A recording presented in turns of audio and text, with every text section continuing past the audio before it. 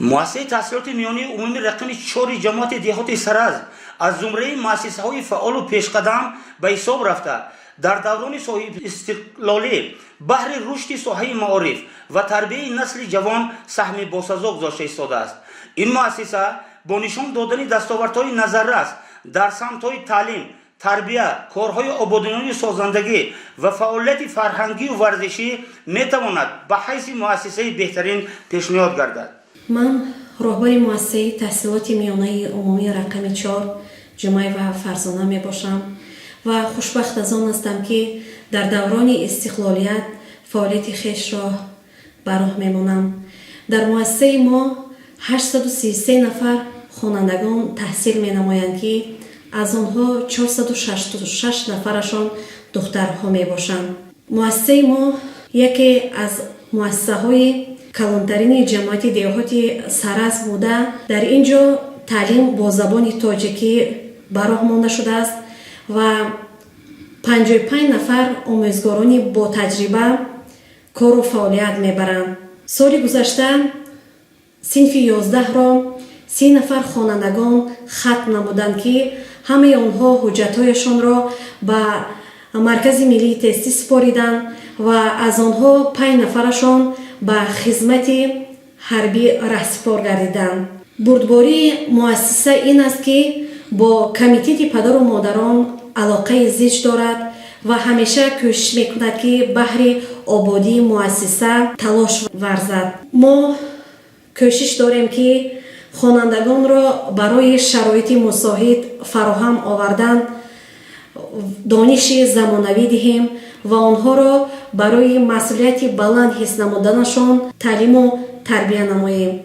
در این راه سهم به اندازه آموزگاران مؤسسه بسا گران است.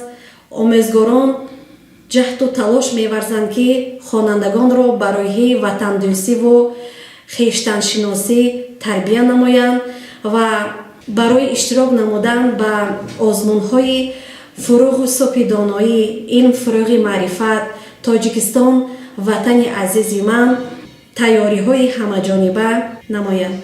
امروزها همه ساکنان کشور برای خوش استقبال گرفتن جشن 35 سالگی استقلالیت جمهوری تاجیکستان جهد و تلاش ها دارند و در این روند مأموریت و آموزگاران و خوانندگان مؤسسه بی‌طرف نیستیم و برای خوش استقبال گرفتن جشن استقلالیت دولتی جمهوری تاجیکستان سهم خود را می‌گذاریم. با خوانش خوب و اعلی خوانندگان ما و با اشتراک در آزمون‌های جمهوریوی و المپیادهای شهری و ولایتی و جمهوریوی و برای از تعمیر برآوردن مؤسسه یک قدر کارها را به سامان رسانیدیم. مخصوصا از تعمیر کاپیتالی برآوردیم. تمام صنفخانه ها را با در و تریزه های پلاستیکی مجهز گردانیده شد. صنفخانه ها کابینت های فنی آماده گردید. با باوری گفته می توانم که جشن 35 سالگی استقلالیت جمهوری تاجیکستان را با یک روح و روان تازه جشن میگیریم و بهر آبادی و گلگشکفانی وطن عزیزمان سهم میگذاریم. در مؤسسه زیاده از 55 نفر آموزگاران فعالیت پرثمر دارند که اکثر آنها صاحب تجربه و دارای تخصص عالی میباشند. آموزگاران در روند درسی از اصولهای معاصر تعلیم، تکنولوژی اینواسیونی و متدهای فعال آموزش استفاده برده برای بلند برداشتن صفت تعلیم و رشد فکرانی خوانندگان شرایط مساعد فراهم می‌آورند. من همراه و مشوره آموزگاری مؤسسه تحصیلات میانه عمومی رقم 4 میباشم.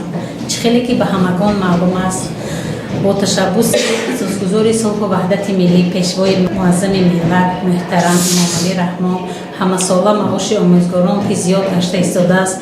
این باعث آن میگردد که ما آموزگاران را وادار مینماید که ما با دل گرم با روح بلند همه روزه به درس ها با تیاری پخته آماده باشیم و به فرزندان خلق عزیزمان تعلیم و تربیت دهیم.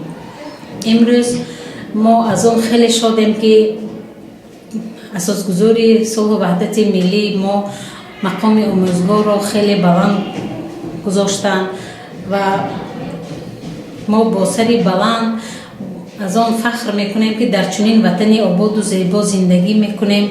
من امروز مکتب ما در طول یک سال است که با پررگی قریب 90% مؤسسه آباد شده ایستاده است و تمام صنفخانه ها با در و تریزه های پلاستیکی تامین شدند و ما در شرایطی خیلی خوب درس میدهیم و گرچنده که دیه باشد هم شرایطی خیلی ناز دارد. من خیلی خرسند هستم که کسب آموزگاری را پیشه کردم. چه خوشبختم که من آموزگارم، به جان در خدمت خلق و دیارم. بوند شاگردان من فردای ملت، در این دنیا دیگر ارمان ندارم. من حسن و منظوره، آموزگار صنف ابتدایی مؤسسه تحصیلات میانی عمومی رقم 4 دهیچین قلمه باشم. من در طول 18 سال اینطوری در این مؤسسه کار و فعالیت میبرم. من از آن شدم و فخر میکنم که من آموزگار هستم و با فرزندان ازبک زبان تعلیم و تربیت میدهم. خرسند از آن هستم که امروزها والدان ما سهمی با سزای خود را به مؤسسه گذرانده شدند، هم در تعمیر هم در خوانشی کتاب اسباب‌های خوانشی کودکانشان بسیار هم سهمی با سزا میگذارند. من خوانندگان ما گرچند ازبک زبان باشند هم تمام برنامه‌های تعلیمی را پر از خود کرده ایستادند. وابسته به هدایت، مقصد و وظیفه‌گذاری‌های اساسگذار صلح و وحدت ملی پیشوای ملت محترم امام علی رحمان با ما هر سال کتاب‌های درسی برای صنفیت همچون تحفه داده می شود و بر عوض این با تمام غمخوری‌های پرزیدنتمان هر سال معاش آموزگاران بلند برداشته می شود و ما وابسته به همه این غمخوری‌های پرزیدنتمان از جان دلکاری تعلیم و تربیت را به ذمه خود گرفته به فرزندان خلق با دل و جان خدمت میکنیم. نگفته نماند که در طول 2 سال این جانب مؤسسه ما همچون یکی از مؤسسه های شهرتمند گوییم هم خطا نمی کنیم در جماعت سرز نام برآورد، زیرا که یکی از زن خاکسار معلمه سختگیر سروری مهربان جمعه و فرزانه برای ما همچون سروری مکتب خدمت میکنند و همه ما آموزگاران حتی پدر و مادران این کس را حرمت و احترام میکنند، زیرا که نگفته نماند مؤسسه ما از جهت تعمیر از جهت آبادانی خیلی هم نمایان است. همه این را به نظر گرفته به معلم سلامتی عمر دراز و تمام خوشی های حیات را تمنا میکنم و میسازد گویم که در جاده مهنت در جاده کارهای آموزگاریشان کامیابی های بی‌نظیر را تمنا میکنم. سطح دانش خوانندگان سال از سال بهتر میگردد. نتیجه های امتحان های خط و آزمون های داخلی و ناحیوی بالا رفته ایستادند. Hello everyone, my name is Kulsevar Simboyeva. I am 16 years old. I study school number 4 at 10th class. I am learning English at school. I won't speak our president, founder of the peace and national unity, leader of the nation, Republic of Tajikistan is Imam Ali Rahman. I am very grateful our president because we're learning 3 languages. And our motto is no language, no word. We live in Sarazm. UNESCO listed Sarazm is 5,500 years old. UNESCO listed Sarazm is oldest city in Central Asia by the Soviet archaeologist Abdullah John Isakov. Всем здравствуйте, меня зовут Тайлон Фарук. Я ученик 9 класса из школы, средней школы номер 4. Я был участником русской олимпиады, взял 3 место. من مصطفی وزرینه مؤسسه تحصیلات میانه عمومی رقم 4 تحصیل نمودم. در آزمون شاهنامه خوانی اشتراک نموده جای نمایان را اشغال نمودم. به نام خداوندی جان و خرد که از این بدتر اندیشه بر نگذرد. خداوندی نام و خداوندی جای، خداوندی روزی دیه و رهنمای، خداوندی کیهان و گردان سپهر، فرازنده ماه و ناهید و مهر، زینام و نشان و گمان برتر است، فروزنده برشده گوهر است. مؤسسه رقم 4 دارای صنفخانه‌های روشن و مطابق به طلبات معاصر تعلیم بوده با تجهیزات‌های ضروری تامین شدند. کنی بچه‌های عزیز وطن ما چی نام دارد؟ تاجیکستان. کنی کی درباره تاجیکستان شعر می‌داند؟ دادم که پشتیبان دارد وطن زنده میماند هزار پیشت من. دادم که پشتیبان دارد وطن تاجیک است دفتر و شعر و سخن. آفرین. کنی زاکر جان ذکر دلی من همیشه نامی وطن است. اورادی زبانی من کلامی وطن است.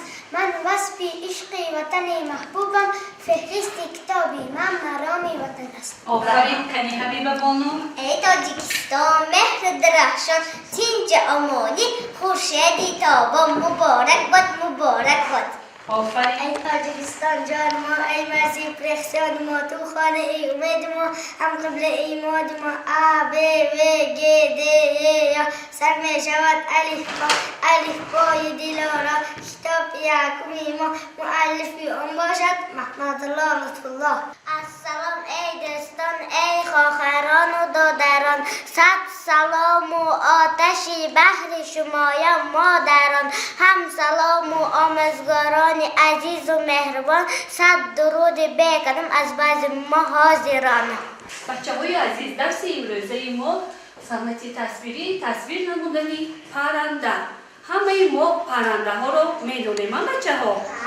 ما باید به پرنده ها غمخوری نماییم. با آنها چی سازیم؟ سازیم. آنها رو نگاهگویی نموده دانه دهیم. انا امروزه رسمی ما تصویر نمودنی رسمی زاغ. زاغ بچه‌ها این پرنده است. رنگ زاغ سیاه است. پرندگان وقتی که فصل سرما می شود به مملکت‌های گرم می روند. بچه‌ها شما پرنده ها رو دوست می دارید؟ با آنها غمخوری می کنید؟ کنی بچه‌ها بیایید در وصف پرنده شعر می خوانید. پرنده ها بیایید پیشی ترزه ای ما منتظری شمایید نانهای رزه ای ما. لانه می سازیم دان می دهیم. بچه‌ها آیا ما پرنده ها رو آزار می دهیم؟ نه. آزار داده ممکن نه. بیایید یک جوره رسمی پرنده رو تصویر میکنید. کنی بچه‌ها کی رسمی پرنده رو تصویر کرده؟ آفرین. آفرین بچه‌ها. آفرین. کنی سبینا بانو رسمی چی رو تصویر کرده؟ زاغ رو. رنگی زاغ چیه؟ سیاه. رنگی زاغ سیاه هست. آفرین. مهرانگیز رسمی زاغ رو خیلی خوب تصویر نموده است. آفرین بچه‌ها. و مهرانگیز امروز بهای اعلا میمونه. انا آدینه هم خیلی خوب رسمی پرنده رو تصویر کرده. آدینه بانو این چی؟ چوجه چرا تصویر نموده است؟ آدینه به پرنده ها مهربانی میکند می؟ به آنها دانه میدهد می؟ آفرین شما هم.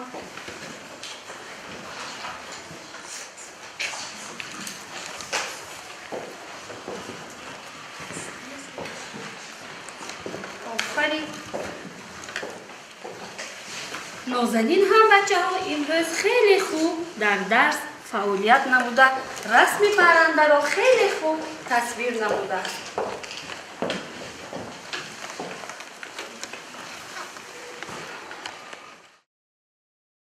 مفهومی سامانه سایت به یک گروه ها تقسیم می شوند که وب صفحه ها، وب سندها، وب پیوندک ها جدا می کنند که آنها را وب تارنگار پیوند می کنند و سرچشمه می گیرند. وب صفحه ها خیلی به یکدیگر نزدیک بوده می توانند که آنها را به یک چند گروه ها تقسیم می کنند. سامانه خدمت رسانی، سامانه ذخیره اطلاعاتی و غیره ها جدا می کنند. صنف کامپیوترهای خرد به چند گروه جدا می کنند. به دو گروه جدا می کنند: مینی کامپیوترها و میکرو کامپیوترها. اینفورماتیک علم است که دایر به خاصیت‌های قانون اطلاعاتی بر روند اطلاعات بحث می‌نماید. اطلاعات معنایش بود؟ معنای اطلاعات؟ معنای اطلاعات خبر میباشد. کامپیوتر تجهیزاتی است که پی در پی دستورهایش برای شاهنامه اطلاعات را از یک شکل به شکل دیگر گنجانیده شدن آن را تبدیل می‌دهد. صنفخانه‌های فنی، کابینت کامپیوتری، تالار ورزشی کتابخانه، لابراتوری فنی طبیعی فعالیت دارد که به خوانندگان امکان بیشتر برای آموزش عملی را می‌دهد. همچنین با دستگیری مقامات محلی و والدین کارهای تعمیری و نوسازی پیوسته عملی گردیده ایستادند. هیئت آموزگاران به تربیت اخلاق نسل نورس توجه جدی ظاهر می‌کنند. در مؤسسه همه روزه و هر هفته چهاربینی‌های گوناگون برگزار می‌گردد. از جمله شادنامه و سخنرانی‌ها بخشیده به جشن‌های ملی، مسابقه‌های ورزشی، روزهای فنی، برنامه‌های فرهنگی، مسابقه‌های شعرخوانی و صحنه‌های تربیوی. این چهاربینی‌ها به بلند برداشتن جهانبینی خودشناسی و استعداد خوانندگان مساعدت می‌نماید. به استقبال 35 سالگی استقلالیت دولتی در مؤسسه یک قطار کارهای سازندگی عملی کرده شده است. سبزکنی و نهالشنانی در حدود مؤسسه، رویاندن گل و بوته‌های آرایشی